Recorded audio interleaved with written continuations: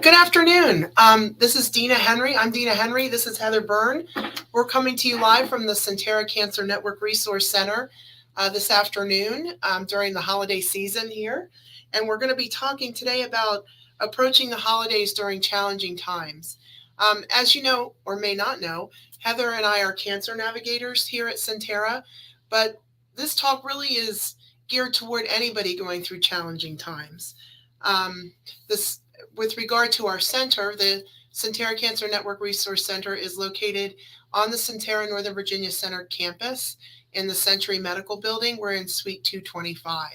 And we're here to help anybody who wants to talk about cancer, who has a cancer diagnosis, loves someone who has a cancer diagnosis. We're here to help you and guide you through treatment and survivorship and all that. So our number isn't scrolling because we have the number for the National Suicide Prevention Lifeline and the crisis text line scrolling because we thought that due to the nature of today's chat that we would these would be more important than our number to have there, and we didn't want it to be confusing. But our phone number to the center is 703 523 1599. And as I mentioned, the Suicide Prevention Lifeline and text lines are scrolling at the bottom. Those are national hotlines that are staffed 24 hours a day, 7 days a week by people trained in mental health.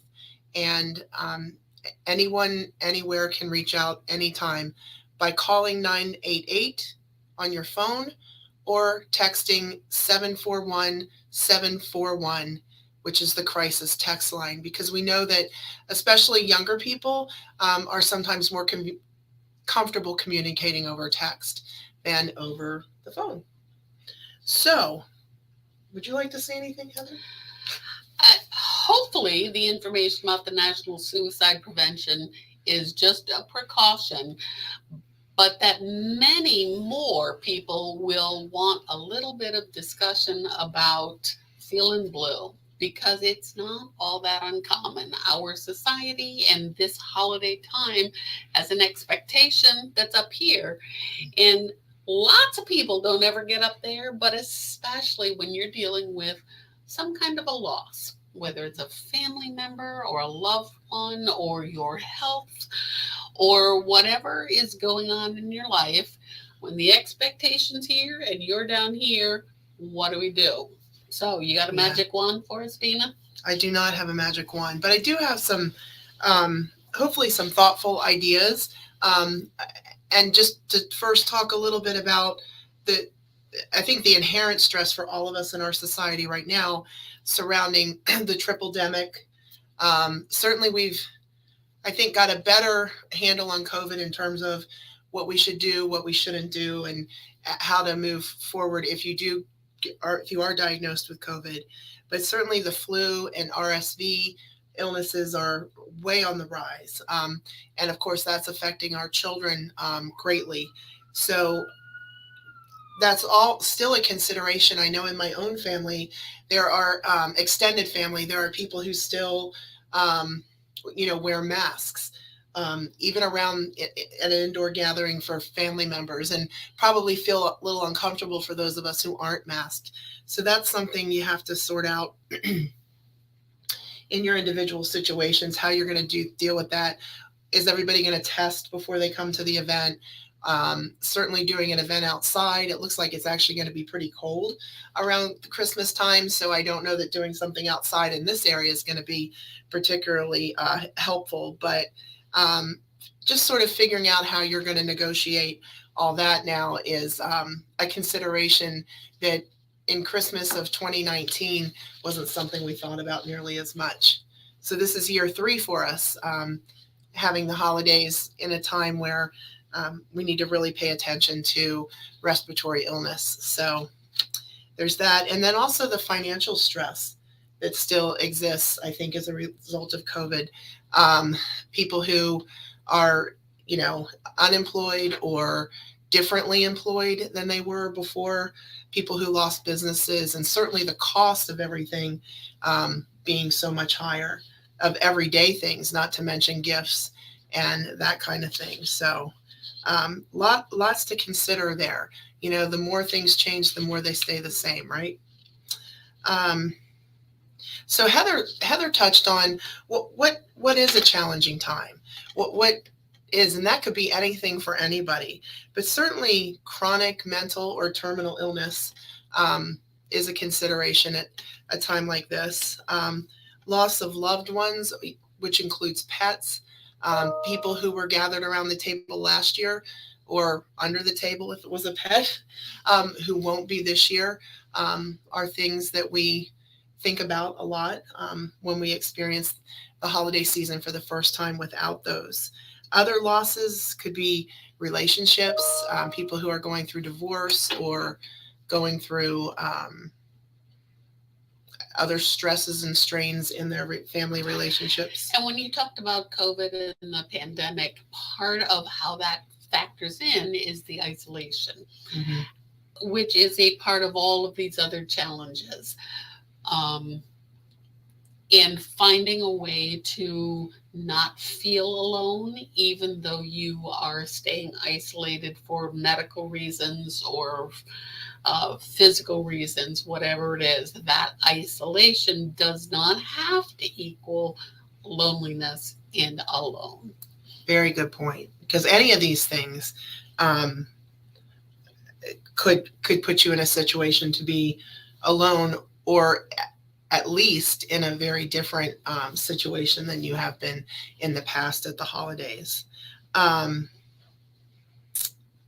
So how do we, we've talked about a little bit about how these are all problems, and yeah, probably anybody who's listening probably have something that's different this year than last year. But how do we power through the ho ho ho's and the holly jollies when we're not feeling ho ho ho or holly jolly?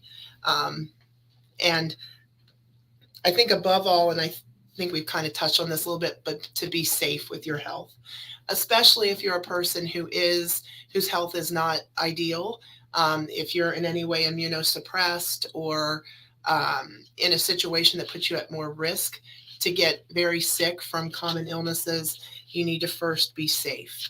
And that you can get advice from your personal physician or provider, and you can hopefully go about this in such a way where you can still enjoy yourself but also be safe.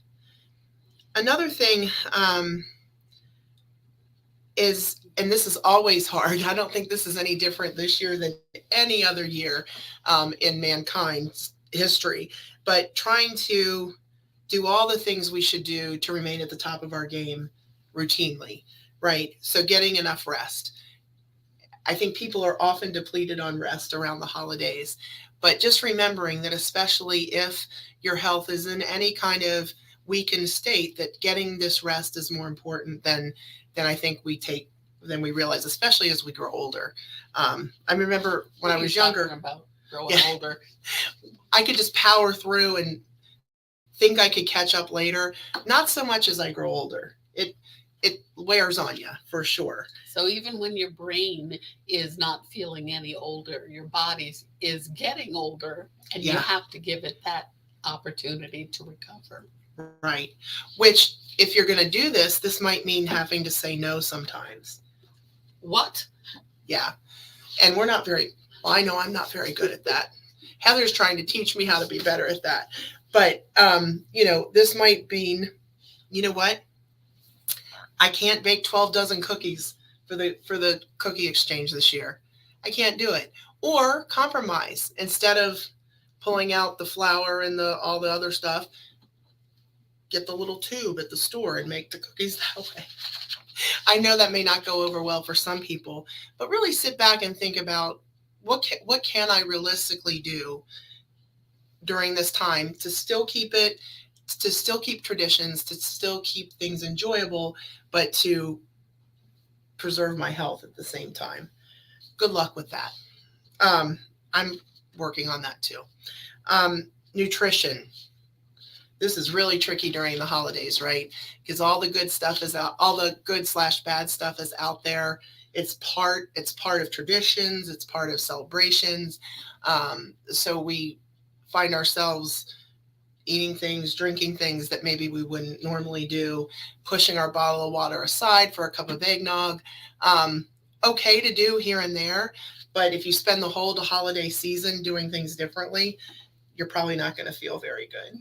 So I think a lot of the tips that we often hear when we talk about, even if you're not looking at weight loss, but that kind of thing, is before you go to a cocktail party, have a healthy snack, have something rich in protein, something that's going to sustain you. So when you get there and everything that you love is in front of you, you're not as likely to eat everything. Um, Drink plenty of water. That is probably key. That's key for so many things. For, really eat, knowing when you're hungry and not thirsty. That's important. Also, being hydrated decreases fatigue tremendously. When we drink lots of water, even if you drink some alcohol, that will, hopefully not have as much of a detrimental effect if you're well hydrated. Now, I'm not saying drink a gallon of water and then go drink a fifth of whiskey, but certainly being mindful of that, especially during the holidays. Just throw your water bottle in the car with you when you're shopping, going to a party, wherever, so that you always have your water with you. And you don't have to depend on finding it or buying it outside. Exercise. Certainly, if you have an exercise routine, sticking with it is really important during this time, even when there's not a lot of spare time. We used to at least go out during the holidays and go to the shopping mall, right? Now we don't even have to do that. We sit in the chair at home with the computer and just type away our orders. So be mindful of that you're not even getting your shopping, walking exercise anymore. And I would add to that list fresh air. Mm. Getting a walk outside in the sunshine, if there is any, but just even briefly outside, will do a tremendous amount for your body and for your spirits. Very good point. And there are a lot of outdoor activities to do during the holidays. And I think we're fortunate, compared to, especially right now, other areas of the country, to have fairly mild winter weather. I don't want to jinx us, but we do. I know the Neabsco Boardwalk here in Woodbridge is all decorated for Christmas, and I'm pretty sure it's free. I believe so. I think it is. Don't quote me on that. But it's right here in Woodbridge. You can take your family and walk and see the lights, get some of that outdoor fresh air that Heather mentioned, and enjoy those sights. And that's something you can do with a group of people or by yourself or with your pet. You can take pets there as well. So those are all good things to focus on about our health during the holidays. Because when you think, oh, no big deal, it's just the holiday season.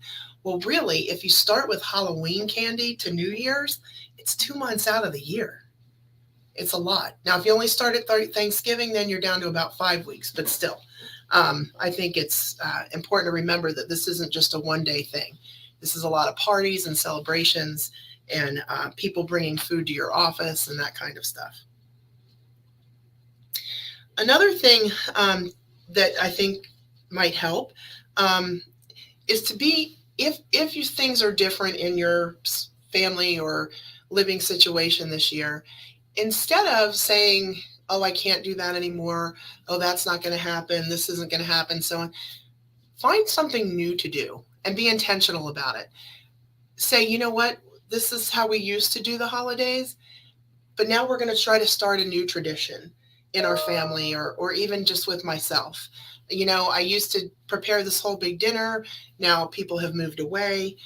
Maybe I want to go serve at a homeless shelter if my health is good that I can do that. Or just plan something different that might that changes it up, and you've planned it ahead.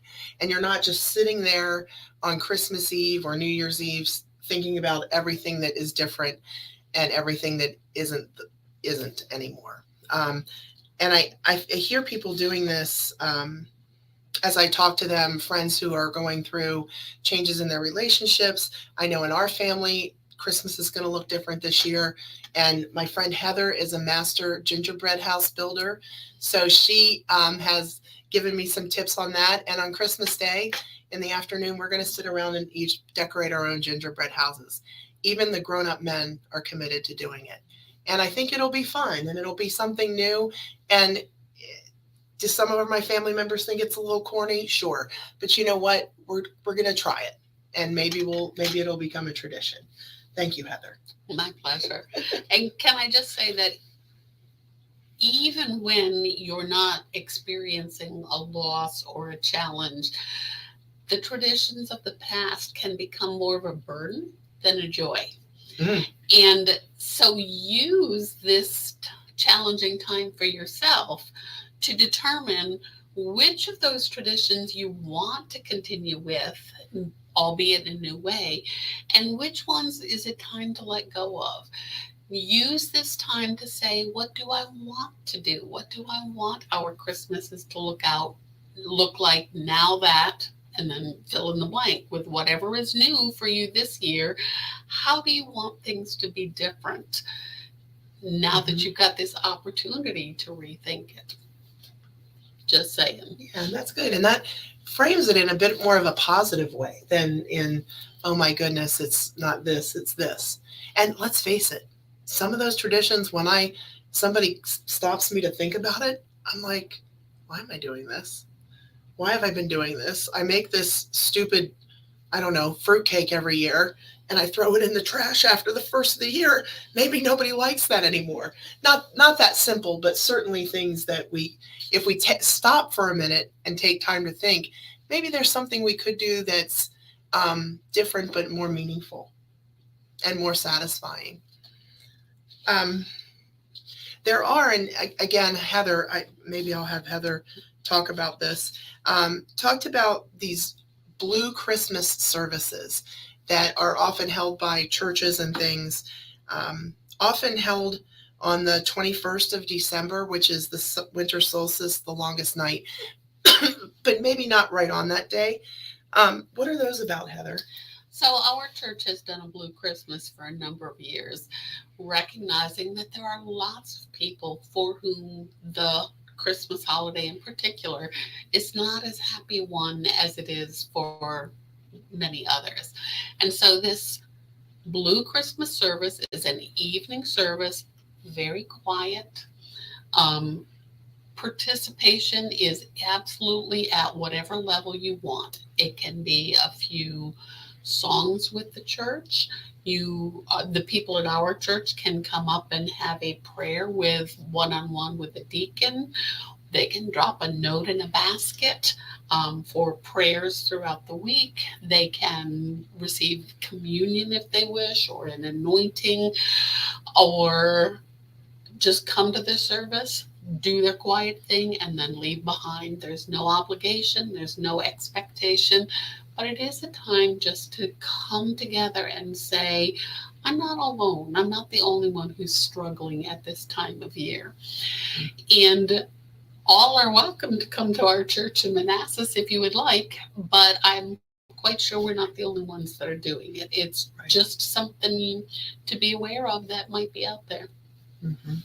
It's a very nice way to go about it. We had one here at the hospital a few years ago, and I attended. That was the year I lost my dad, and it wasn't sad, but it was, like Heather said, it was quiet, it was peaceful, and it acknowledged the heartache and the heaviness of anyone's burden, but I can only tell you my experience, my burden, but it also offered hope. That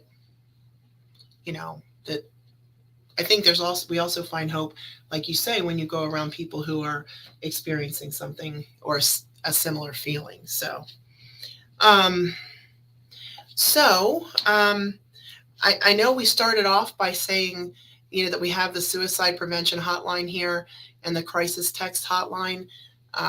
Hopefully, like Heather mentioned, most won't need that, but we decided to scroll that at the bottom intentionally so that people would see it and be aware of it. So should you find yourself in a very dark place, you can reach out by these methods or certainly call 911 if you feel like you might hurt yourself or that you just don't see any way out.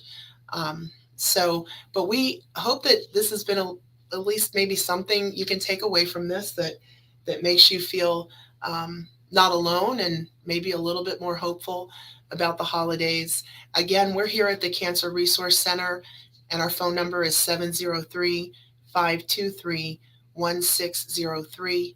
Nope, that's not right. That's my direct line, but you can call that too, 703-523-1599. We're here to help you, and we wish everyone a very happy, safe, and healthy holiday season. Bye-bye. We'll see you next year. I've been wanting to say that.